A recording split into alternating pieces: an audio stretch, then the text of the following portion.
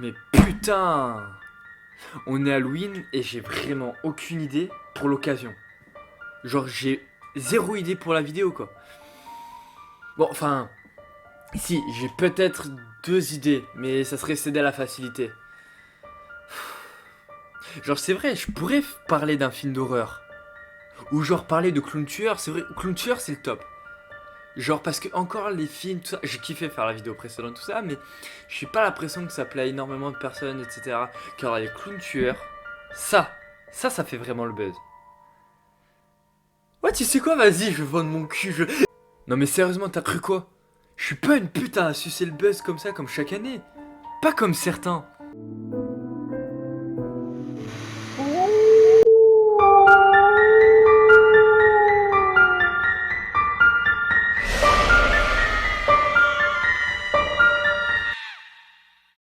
Bon, maintenant que tous les fans de GameX13 m'ont insulté, nous pouvons passer à la base de la vidéo. Je tiens à préciser que le film que je vais présenter est assez dérangeant et glauque. Même si je l'ai vu jeune, sachez que je ne suis pas un exemple les enfants. Et que même à l'heure actuelle, ce film me met dans le mal. Donc cette vidéo est dédiée à un public averti. Si t'es jeune et que cette vidéo te choque par les extraits du film, bah tant pis pour toi. Je t'avais averti et si en plus tu regardes le film et que tu t'es chié dessus, mais t'es incroyablement con en fait. Et on peut officiellement plus rien pour toi, donc va suicider. Coraline est pour moi un film que je qualifie de film d'horreur pour enfants durs. Parce que en soi, je l'ai vu jeune. Bon, j'en fais encore des cauchemars, mais ça allait. Même si paradoxalement, c'est en grandissant que le film, genre, on va pas dire qu'il me terrifiait le plus. Mais non, parce qu'en vrai, c'est pas trop le cas. On va plutôt dire qu'il me glace le sang et me procure un énorme malaise. Donc, il te terrifie. Oh putain, mais t'es qui toi? Et bon, ok, je le reconnais, il y a certains moments ouais, qui me terrifient, ouais, mais j'interromps la vidéo car je me suis rendu compte que je n'avais pas expliqué qui était Coraline. Oui, bon, c'est une petite erreur des débutants, ok? Coraline, c'est une jeune fille dont on ne connaît pas l'âge exact. Ses parents sont documentaristes et écrivains. Ils passent leur temps à écrire des livres parlant de fleurs, mais malheureusement Coraline se sent seule et délaissée par ses parents. De plus, elle vient d'emménager dans une nouvelle ville, donc zéro ami pour l'aider à s'en sortir et à se sentir beaucoup moins seule. Voilà, l'interruption est terminée, reprenons la vidéo. Le ton pâle de l'image pose les bases, la texture des choses et de certains personnages te pose aussi les bases, mais aussi la musique enfantine innocente dans ce ton-là rend les choses assez inquiétantes. Un peu à l'image des rires des bébés dans les films d'horreur. C'est la musique que vous entendez en fond d'ailleurs. Puis surtout que la jeune fille est toute seule, donc forcément, il y a un truc qui fait que t'as envie de la défendre et que t'as envie de la protéger. Même si les souris de M. Bobinski les a prévenus de ne pas aller dans cette petite porte, mais malheureusement on ne les voit pas en vrai et elles ne sont plus trop énoncées dans la suite du film aussi.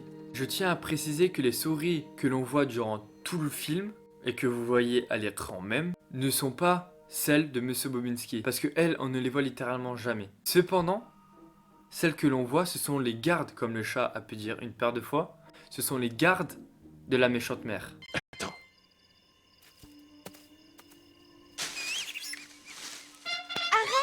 C'est une des souris acrobates.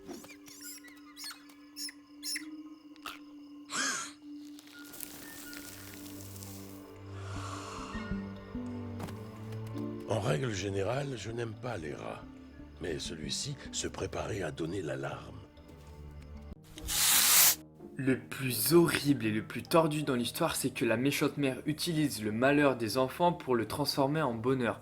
Et une fois qu'ils ont la confiance, BAM! Elle les baise. Enfin non, enfin les piège. Enfin t'as compris quoi, casse pas les couilles. Hein, quoi? Bien sûr que oui, ce film me tend de ouf. Elle en joue à mort. Ça rend le personnage hyper malsain. Et quand elle réussit à avoir les gosses dans la poche, BAM! Elle les tue. Et après elles enferment leur âme dans un miroir où ils ne peuvent en sortir qu'à condition qu'une autre personne trouve leurs yeux. Mais c'est ultra tordu. Après, dans un sens, c'est beau. Ça montre que les yeux sont la porte de l'âme. Un peu comme le film High Origins. Quoi? Attends. Vous connaissez pas ce film? Sérieusement? Mais dans ces cas, il faudrait vraiment que je fasse une vidéo sur ce magnifique film en fait. Parce que là, c'est grave. Faut que vous connaissiez ce film. Il est trop bien. Mais bon. Là, ce n'est pas trop le cas, donc bon. Retournons à ce film. Pas de bol. Il est, comment dire, bizarre. Ce personnage est super intéressant et Henry Selick l'a super bien exploité. Enfin, je trouve.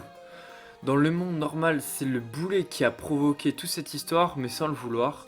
En même temps, comment on peut lui en vouloir? Sa grand-mère ne lui a rien dit par rapport à la disparition de sa sœur. Puis même, comment croire à une telle histoire? Et quand il comprit qu'il avait fait une gourde, il a voulu la réparer en récupérant la poupée, mais malheureusement, il était trop tard.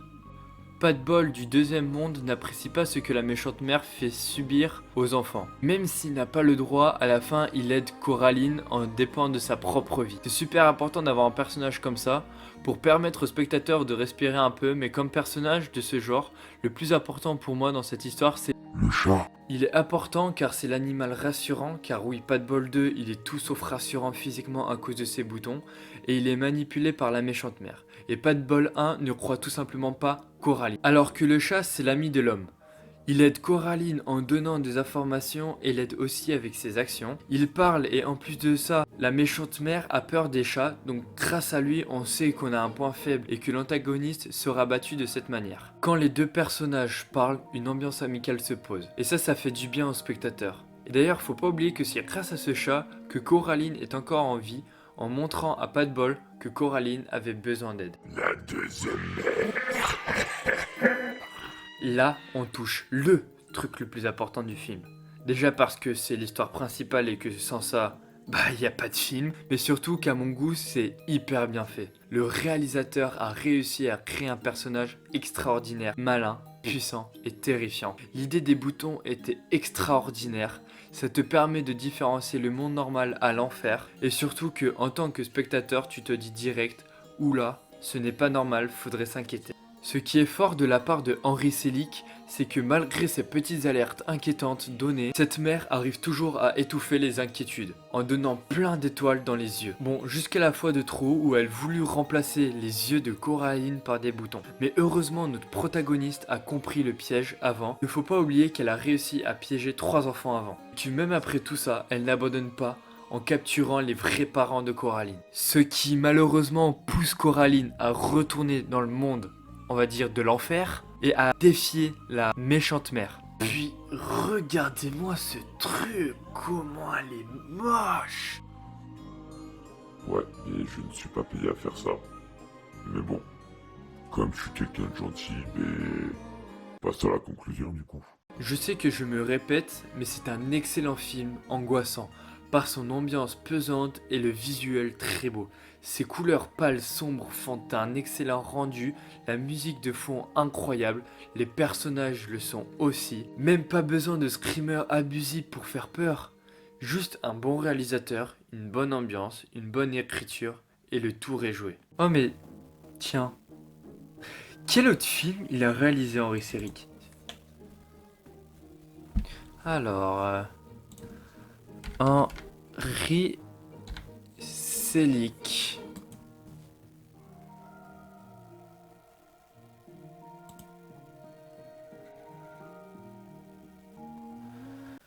Mais quelle merde! Alors, j'espère que cette vidéo d'Halloween vous aura plu. Alors oui, je sais que c'est un petit peu en retard. Mais j'espère que cette vidéo a réussi à vous mettre dans une ambiance d'Halloween en retard, certes. Mais voilà, alors il s'est passé quelques petits imprévus pour que je ne puisse pas sortir la vidéo avant Halloween. Mais voilà, sinon cette vidéo est terminée. J'espère qu'elle vous aura plu. Vous pouvez vous abonner, liker, partager, faire tout ce que vous voulez tant que vous faites pas de la merde. Et moi je vous dis, ciao.